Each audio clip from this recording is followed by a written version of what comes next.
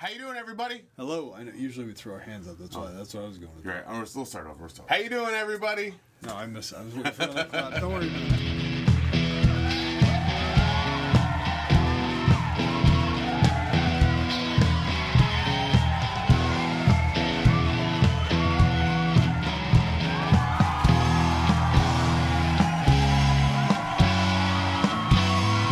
Nothing's coming up. Nothing special is happening at all. We're not doing anything cool. There's still t-shirts available. Believe it or not.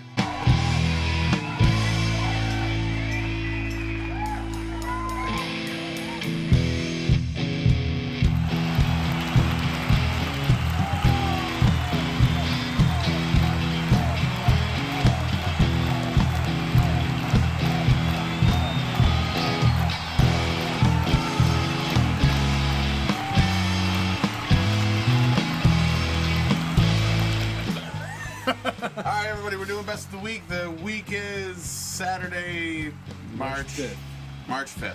Saturday, March 5th. It was an okay day today. Yeah, it was pretty good. You had a good week? Yeah. Alright. Yeah. Well, let's get right into it. Best of the Week. I'm gonna start off with a big one. For $1,650 out of Hanover, Massachusetts, a Lewis Electric Columbia Reverb combo. That's a nice one. I am a fan of Lewis Electric amps. I own one and use it quite a bit. This one here, the 1x12 combo.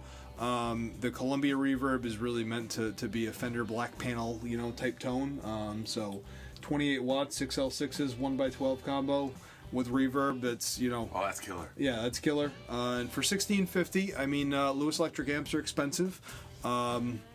Seems fair. It's fair. Right. Speaking of amps, there's a PV Teal Stripe Bandit in Maine for $170. It's one of the 65 watt 112 Bandits. $170, maybe that's a little high, but just got a little thing for these PV amps lately. Nostalgia. Yeah. Yes. That's the word. I had a PV for a while. I can't remember. PV Windsor. I had a PV Windsor for a little bit. Was that good? No. PVs aren't great. Yeah. Next one. MXR Script Phase 90 for $80 out of Jamaica Plain. If you're in the area, $80 for a Script Phase 90 is a good deal. Yeah, totally. I've got a Script Phase 45 that I use all the time. I think the MXR Script logo pedals are wonderful, and you should buy one. Yeah, I've got a Script logo Blues box. It's killer. Out of Cumberland. You ever been to Cumberland, Rhode Island? Nope. Fucking Cumberland.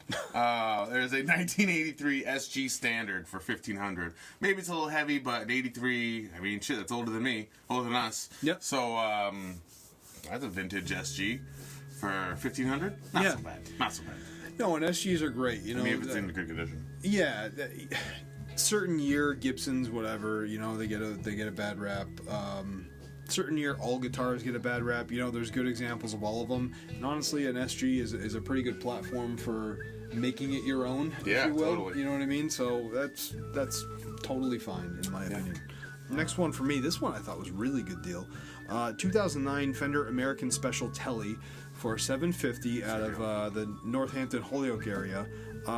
So 700. I mean, one, it's white with blackguard. Rosewood board, looks cool.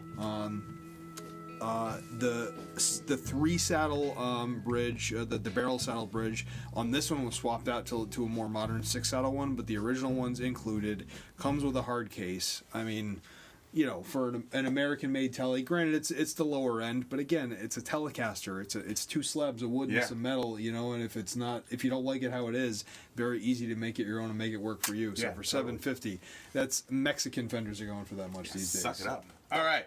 Out of Rhode Island again, there's an Ibanez Gem Jr. for $475. This is, of course, hot pink. Totally. $475's probably a little high. $400 would be a better price. But I got a thing for Ibanez Gem Juniors. And always have. Yeah, and that extra $75 that might be pushing the price a little high, you save that money on a case because it's got its own handle. Last one for me. Again, I've highlighted this gentleman's guitars a couple of times out of Greenfield, Mass. Bob D. Bob D. Never met him, never dealt with him, but he puts cool stuff on Craigslist. So here's another Strat that he's put together, a Strat copy. It's not a Fender. But this one looks great. The Tort Guard with the black plastic, sunburst finish with binding on the body and the neck.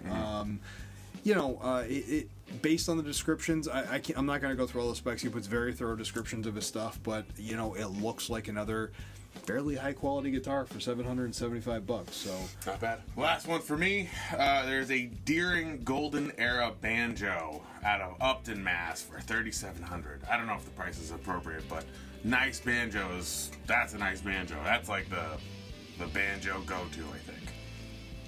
I don't know shit about banjos. So I don't know either. I'm not going to comment. But this guy's got the nut to put a banjo up for $3,700. You gotta assume it's killer.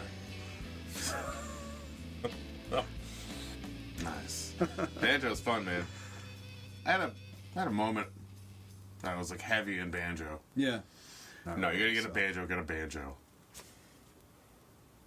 That's what I think. All right, moving on. We're gonna go to the worst of the weeks. I've got two of them. Do I have two of them? Yeah, I got two of them. He's got one. Yep. All right. Very simple. Out of Lebanon, Rhode Island, there is an acrylic drum set for $1,000. He mentions how much of a great deal it is, and it might be. I just think clear drum sets are dumb. I don't know. How are clear drum sets cool? How are those Dan Armstrong clear guitars cool? They're not. And the last one, friend of the show, some guy who just messages me every once in a blue, out of St. Helen, Washington, there's a ZZ Top spinner guitar for $1,000. This is obviously a novelty item. You obviously don't know what you're talking about. This is fucking awesome. However, out of Framingham, Massachusetts, for $5, there are some Nickelback drumsticks. Yeah. And I saw Nickelback drumsticks for $5, and I got a little chuckle because Nickelback is one of those bands that everybody I've ever met knows who Nickelback is, and everybody I've ever met makes fun of Nickelback. Everyone makes fun of it. But somebody's got to buy their records. The thing is, $5 is a good deal for those drumsticks. Yeah. Tells you how much they're not that good of a deal, though, if they haven't sold yet. I know. Who wants to go to get them, though? Unreal. No pedal corner. No interviews coming up because I haven't booked any. Keep commenting on the show. Please, we really like that. Seriously. Even if they're like kind of like oddly mean. Yeah, we'll take that. I don't mind. This has been very fun. I haven't had a comment yet that's been deterred me from how I run the show.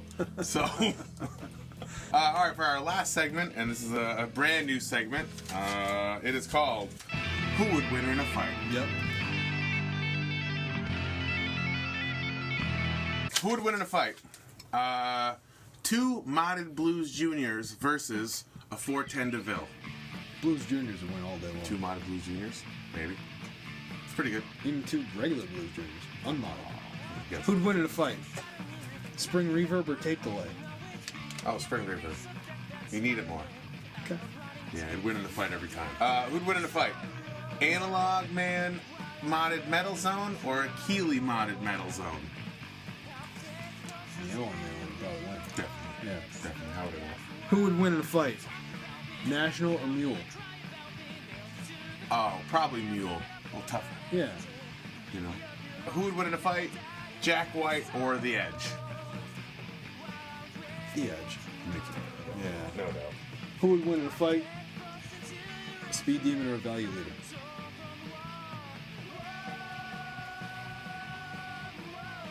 Value Leader. Pancake. Pancake over Speed Bump. Any day of the week. Well, that's it, everybody. Who would win in a fight? All right. Thank you, Craigslist. Thank you. All right.